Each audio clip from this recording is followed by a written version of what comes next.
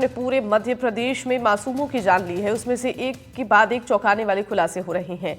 इस पर central drugs standard control organisation यानी कि CDSCO ने जो खुलासे किए हैं उससे कंपनी से जुड़े हुए कई झूठ और फरेब का पर्दाफाश हो रहा है।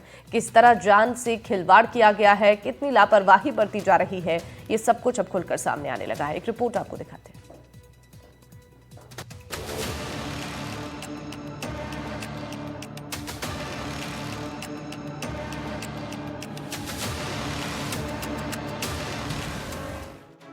तेईस बच्चों की मौत के गुनहगार, या फिर ये कहें कि जिम्मेदारों की फेहरिस्त बढ़ती जा रही है। माताओं की गोद सूनी करने वाले इस मौत के सिरप के काले धंधे के पीछे कितने किरदार हैं, ये सुनकर आपके पैरों तले जमीन खिसक जाएगी।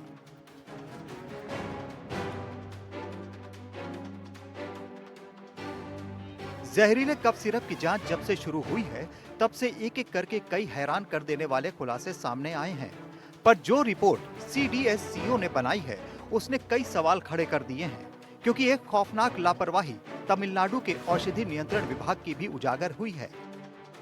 रिपोर्ट के मुताबिक श्रीसन फार्मा कंपनी केंद्रीय राष्ट्रीय डेटा पोर्टल पर रजिस्टर्ड ही नहीं थी, यानी CDSCO के सुगम पोर्टल पर भी कंपनी रजिस्टर्ड नहीं थी। यहाँ तक कि तमिलनाडु राज्य औषधि नियंत्रक ने भी केंद्र को कंपनी के बारे में कोई जानकारी नहीं दी, जहाँ रिपोर्ट में डेटा और रजिस्ट्रेशन में कोई बड़ी गड़बड़ी सामने आई हो।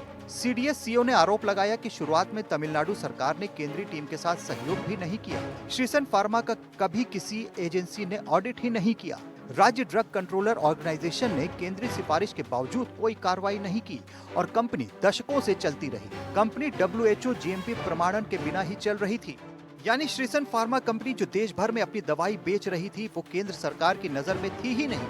वो बचती बचाती मौत का सामान बेचती रही और राज्य सरकार भी सोती रही, जबकि केंद्र ने सभी राज्यों को अक्टूबर 2023 में ही कंपनियों की जानकारी देने का आदेश दिया था। कई दौर की मीटिंग्स में ये बात दोहराई भी गई, पर श्रीसन फार्मा ने रजिस्ट्रेशन नहीं कराया, जबकि इसकी सीधे जिम्मेदारी सीधे तौर पर राज्य सरकार की थी। पर अभी इससे जुड़े कुछ और खुलासे हैं जिन्हें सुनकर आप दंग रह जाएंगे।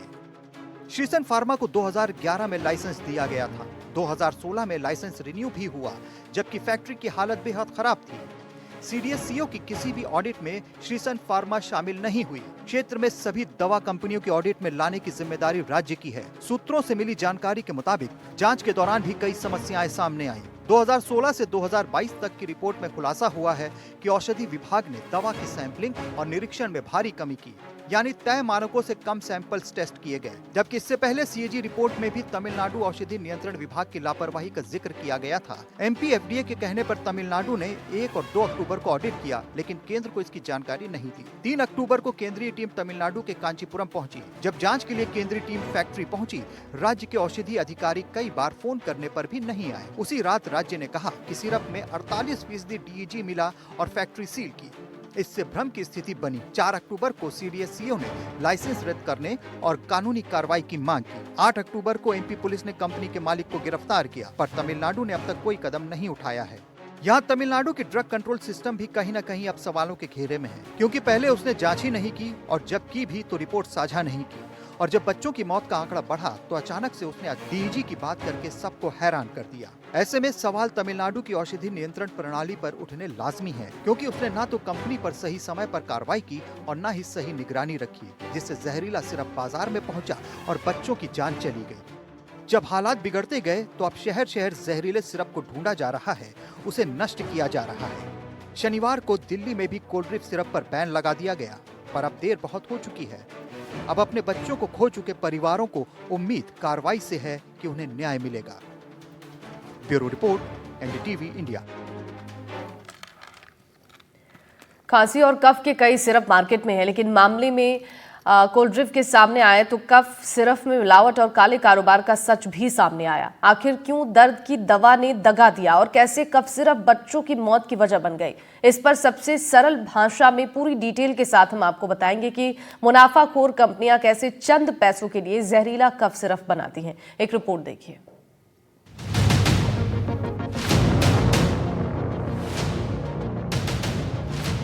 जिस दवा से राहत मिलती थी, कैसे उसने मासूमों को मौत की नींद सुलाया। आखिर मुनाफाखोर कंपनियों ने दवा में ऐसा क्या मिलाया कि दवा जहर बन गई। खांसी की दवा आखिर कैसे बनी जहर और कैसे कफ सिरप ने ढाया मासूमों पर कहर, जरा उसे अच्छे से समझिए। कफ सिरप बनाने वाली कंपनियों में मुनाफे की होड़ इसकी सबसे बड़ी वजह बनी, जिसके चलते बच्चों की सेहत से खिलवाड़ का खौफनाक प्लान बनाया गया। दरअसल खांसी की दवा में औद्योगिक इस्तेमाल के लिए बने केमिकल का इस्तेमाल ही बच्चों की मौत की वजह बनी। पर यहाँ सबसे बड़ी वजह है सरकारी टेंडर पाने का खेल। सरकारी टेंडर में सबसे कम दाम में दवा देने की होड़ में कंपनियां जानलेवा गलती कर बैठी। जाहिर है ऐसे में अच्छी दवा कंपनियां सरकारी टेंडरों से दूर रही, पर कुछ गैर मौजूद या कागजी कंपनियों ने टेंडर भरे और सप्लाई का ठेका लिया, और उसके बाद कंपनियां मुनाफा कमाने के लिए वो कर गुजरी जो आपने कभी सपने में भी नहीं सोचा होगा। दरअसल सरकारी टेंडर पाने के चक्कर में दवा का असली उत्पादन खर्च आता है 20 रुपए प्रति 50 ml। फिर भी कंपनियों ने टेंडर में 4 से 5 रुपए प्रति 50 ml भरा। पैसे बचाने के लिए कंपनियों ने औद्योगिक केमिकल का इस्तेमाल किया और उसका नतीजा जहर बन गई दवा। तो आखिर कैसे केमिकल की वजह से मौत हुई, जरा उसे भी समझिए। दरअसल जांच में पाया गया कि दवा में डाइथिलीन ग्लाइकॉल यानी DG मौजूद था, जो एक औद्योगिक सॉल्वेंट और एंटी फ्रीजन एजेंट है। मानक दवाओं में इसका प्रयोग कभी नहीं किया जाता। अगर इसका उपयोग शुद्धता मानक के अनुसार ना हो तो ये जानलेवा साबित होता है। एनडीटीवी इंडिया ने इस किलर केमिकल पर सबसे बड़ी पड़ताल की है और जाना है कि आखिर कफ सिरप मौत की वजह कैसे बन जाता है। जरा देखिए हमारे संवाददाता की ग्राउंड रिपोर्ट। उसका फॉर्मुलेशन गलत हुआ है और वो पर्टिकुलर ब्रांड और वो पर्टिकुलर कंपनी का ही कफ सिरप जिसमें ये दिक्कतें पाई गई है, वही कफ सिरप कफ सिरप के वजह से मुश्किल आ सकती है। तो जो स्टैंडर्ड मुझे हाँ में ये नाम है, जवाब दीजिए। ये एक पर्टिकुलर कंपनी का कफ सिरप छोड़ के बाकी सभी की दवाइयाँ अच्छी है, ठीक है, कोई प्रॉब्लम नहीं है, सही है। अगर आप वो कंपनी उस तरीके के नॉर्म्स अगर फॉलो कर रही है, IP ग्रेड के सब रॉ मटेरियल यूज़ हो रहे हैं, उसकी अच्छे से टेस्टिंग हो रही है, तो कोई भी कफ सिरप हानिकारक नहीं है अगर वो सही मात्रा में सही पेशेंट को दिया जाए। दरअसल यह बात कोल्ड ड्रिंक कफ सिरप की हो रही थी, जिसमें किलर केमिकल को हद से ज्यादा मिलाया गया और फिर सिरप जानलेवा हो गया। दरअसल डाइथिलीन ग्लाइकॉल यानी DEG नामक इंडस्ट्रियल केमिकल बच्चों की मौत की वजह बनी। ये केमिकल बच्चों में गंभीर किडनी फेलियर और मौत का कारण बन जाता है। केंद्र और राज्य सरकारों की जांच में इसे लेकर खुलासा हुआ। सभी जानलेवा सिरप में इंडस्ट्रियल ग्रेड के केमिकल यानी ग्लाइकॉल का इस्तेमाल किया गया था। यानी बात साफ है कि मुनाफे के चक्कर में कंपनियों ने सबसे बड़ा अपराध किया। किलर केमिकल की मात्रा कफ सिरप में इतनी बढ़ाई कि बच्चे धीरे धीरे काल के गाल में समाने लगे। हालांकि सरकारें जागी, सच्चाई सामने आई और फिर कई राज्यों ने संदिग्ध ब्रांड और बैच पर प्रतिबंध लगाया और अब मौत के आंकड़ों पर ब्रेक लगाने के लिए रिटेल और अस्पताल में सप्लाई पर कड़ी निगरानी रखी जा रही है। शहर शहर कार्रवाई की जा रही है। उम्मीद है अब आगे ऐसी लापरवाही और देखने को नहीं मिलेगी।